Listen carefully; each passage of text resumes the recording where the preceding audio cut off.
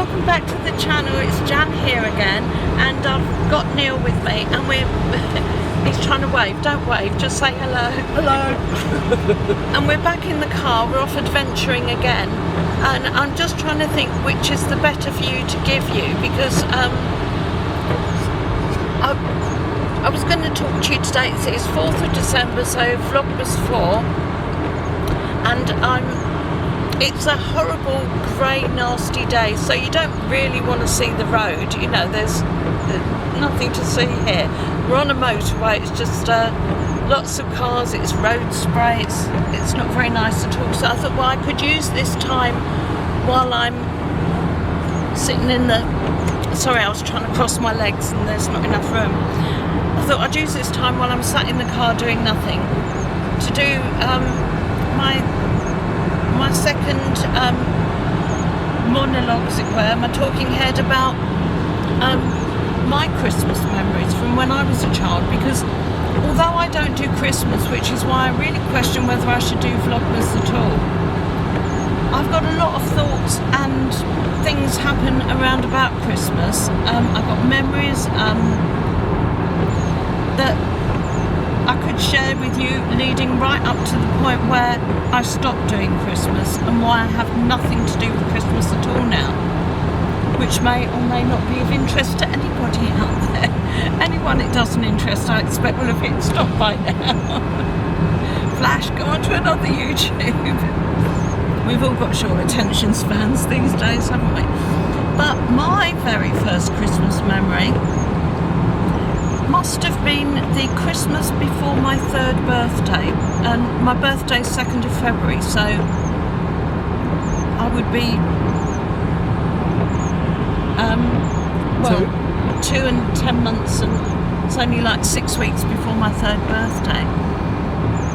So I was still very little, had absolute, utter and entire belief in Santa Claus, because that's what I've been told, and you believe what you're told. So I knew that Santa was real.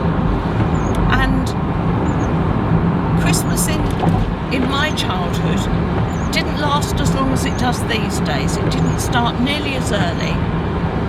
You know, decorations would go up, you know, no more than a week before Christmas. But when they did go up, suddenly the world's transformed from ordinary into this magical time when exciting things are going to happen, and Santa's going to come, and you're going to get presents, and it's going to be wonderful. So I wake up on Christmas morning when I'm 2 and a lot. I don't know exactly, but it must have been that Christmas, because I knew that we'd never had stockings in our house because we didn't have a mantelpiece to hang stockings on, and because it's awkward to fit things into stockings. So we used to put a pillowcase out on the end of our bed, and that would be filled with the smaller toys, but then if there was going to be something bigger, it would be left downstairs by the Christmas tree. So I had woken up and made my way downstairs. I have no idea, it would have been dark, I have no idea how I would have got down there safely with no lights on. I wouldn't have been able to reach the light switches. I don't know if Mum and Dad had left the tree lights on overnight so that I could see. I don't know. All I know is that I got downstairs and there was a doll's high chair, because I couldn't read at that age, so I don't even know how I knew it was for me. Maybe my sister had come down with me, because we used to get, there were only 2 years between us, so you know, if one of us got something, the other one would get pretty much exactly the same, maybe in a different colour. So I must have gone down with her, and she must have known what was my present. But anyway, I had a doll's high chair, and I was just so excited, and so I was just so thrilled that I had this high chair for my big baby doll, that I decided I was going to take it to show my mum and dad, which required carrying it upstairs. Now this high chair was almost as big as I was, and it required it was a Herculean effort. I can still remember it now, well over 60 years later, trying to get this flipping thing upstairs, you know, dragging it up one step at a time. And, you know, it must have woken Mum and Dad up because they were light sleepers. I used to wake them up grinding my teeth, so if they were woken up by my teeth being ground, they must have been woken up by this thump as I'm dragging this thing up all the stairs. But I eventually get it up to the top of the stairs, and I go into my Mum and Dad's room and I wake them up because they must have pretended they were asleep. And, you know, look what he brought me, look what I got. I was just so excited. And I just remember that effort of carrying the flipping thing upstairs. But then I also remember many years later when I found out that I was saying to Neil earlier about this. Do I say to the world on YouTube when there may be children watching that somebody misled. yeah, that they may have been misled about somebody with a big white beard. But I remember feeling so not only cheated when I found out, but it was this memory of this effort of getting that high chair up the stairs and then thinking they already knew. They bought it and they left it. You know, I'm putting all that effort to show them and they already knew. So that was my very, very first Christmas memory. And then I will also take you into town at some point in the coming days, because in our town centre we have a nativity that has been there literally since I was 2 or 3.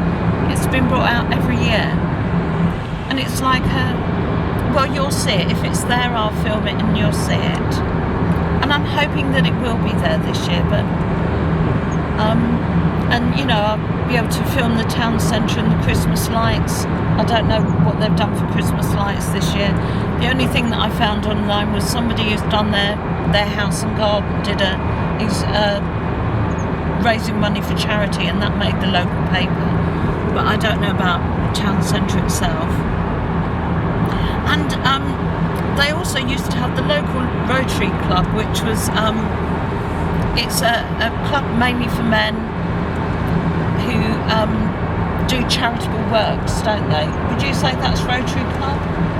Yeah, I believe so. I mean, I don't know a lot about it, but yeah, I believe that's what it's about. But they had a Santa sleigh, obviously on the back of a car or something, and every year Santa would come up and down our road, and you could go out and see Santa go past. I don't think, certainly wasn't giving out presents or sweets or anything like that. You didn't in those days, but you know, you would hear, it would have a loudspeaker with music, and there'd be somebody dressed up in, and I have to say that 1960s Santa outfits were nothing like they are today. You know, today you could see somebody in a Santa outfit and it would be almost reasonable to think, well, it could be Santa. But in those days it was so obviously just a bloke in a fat costume and a cotton wool beard. But it's the fact that they made the effort, and everybody just made the effort for Christmas. The decorations in the home again weren't as sophisticated as they are today. Mum used to get these packs of they were strips of coloured paper with like envelope type glue at the end that you lick so that you could stick it together, and you stuck them together in circles To make paper and chains. literally made paper chains out of them. Do you remember those? I do. And so you would sit there for hours licking these sticky bits of paper, and then they'd go up on the ceiling with a couple of balloons, and you'd have a Christmas tree. It would usually be a real Christmas tree rather than a new one, a real one, and it would be decorated with threadbare tinsel that had been rolled out for the last 10 years, and your few precious ornaments that again we use year after year. You'd have the same lights that we used year after year. And every year there was the thing, because in those days, if there was a loose bulb or if one of the bulbs were gone, then none of them would work. Do you remember this at all? Yep, And it I was do. always the dad of the family's job to go through every single bulb to see if that was the one that was dead or faulty in some ways. And he would sit there for hours going through all of these, and then usually by the end of it he'd lose his temper and then throw the whole lot on the floor and they'd all spring into life.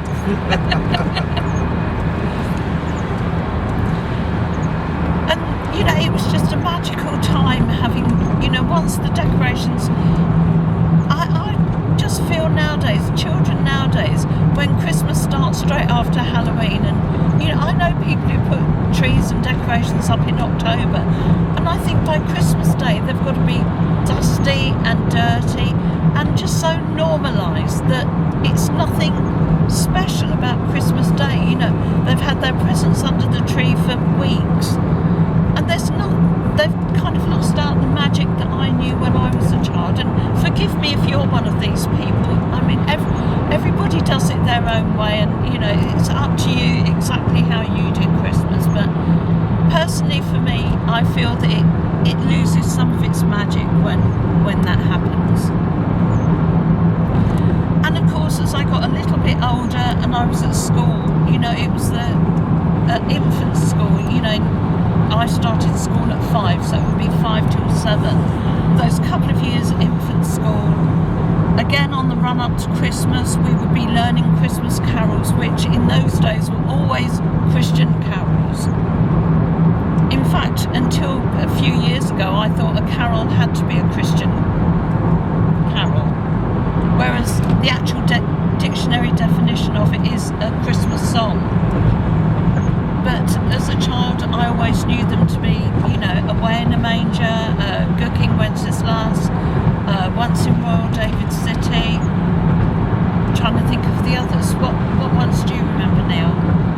Silent Night, obviously Silent Night, Holy Night, which at school we learned in English and in German. I don't know why we learned it in German. I don't know, my mind's gone blank on songs. Jingle Bells, it's not a carol though, is it? No, Jingle Bells is exactly the point of it not being a carol. And by the time I was at school, it's Jingle Bells, Batman smells, Santa's gone away. I can't remember all the words that we changed it to, but it wasn't even the original Christmassy Jingle Bells. But that must have been junior school. But infant school, we would be doing carols. We would learn the whole Christmas story about the nativity, and there would be the nativity play. There was always a nativity play where the children would be dressed up as Mary and Joseph. I was an angel, so I got to wear the beautiful white thing with the tinsel halo, and mums and dads would come and watch the nativity play. They would be in the audience. And then that was always the infant school, but by the time you got to junior school, we didn't do the nativity play, but we did a carol concert, again, that mum and dads came to. So there would also, and that would be all religious. It would, and then, you know, if you were religious, you would also do your church thing. Our family wasn't, so I didn't do church at Christmas until my sister and I were teenagers, and then we started going to midnight mass.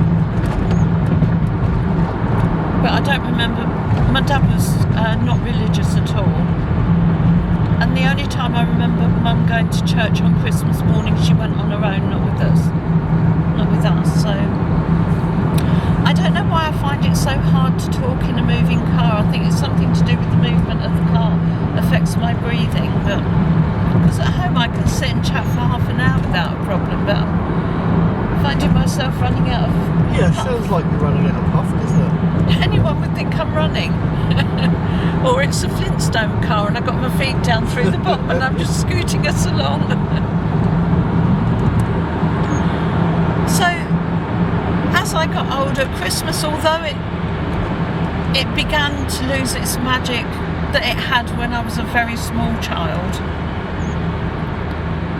I learned that as one of 2 daughters, my sister being the eldest, all of our presents would always be the same but colour-coded, whether they were from mum and dad or from aunts and uncles, nans, granddads, there'd just be different colours of the same thing. And it always seemed to be that Chris, as the oldest, would always get the nicer colour. You know, if there was a pink or a blue, I would always end up with a blue or a green or something like that, and she'd always get the girly one.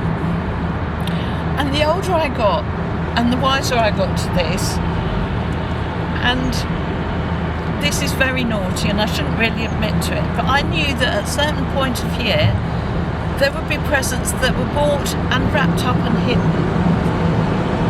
and I used to go on a present hunt, and I would find the ones that were from aunts and uncles and things that were wrapped identically, and I wouldn't know what it was, but I would know that it was the same but a different colour. So I would very, very, very, very carefully unwrap one.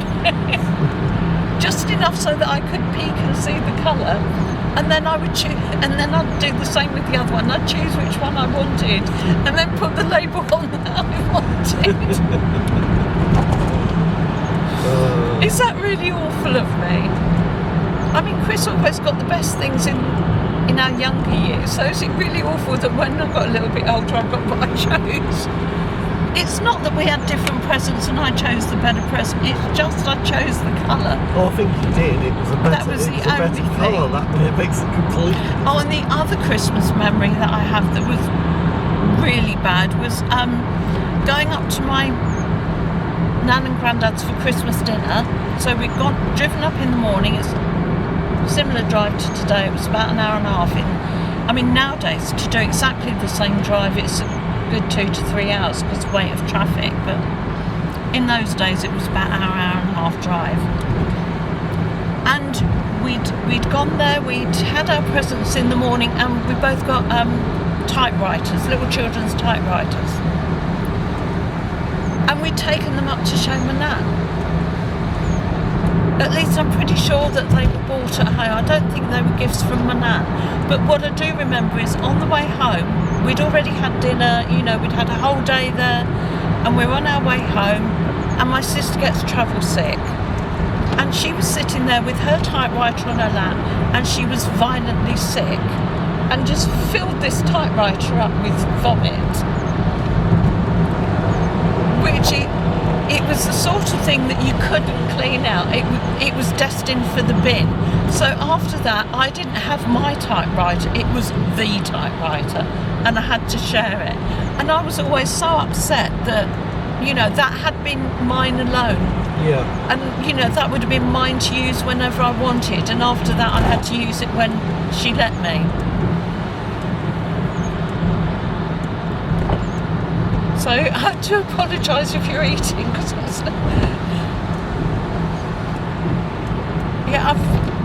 all my life I've seemed to suffer from other people's travel sickness.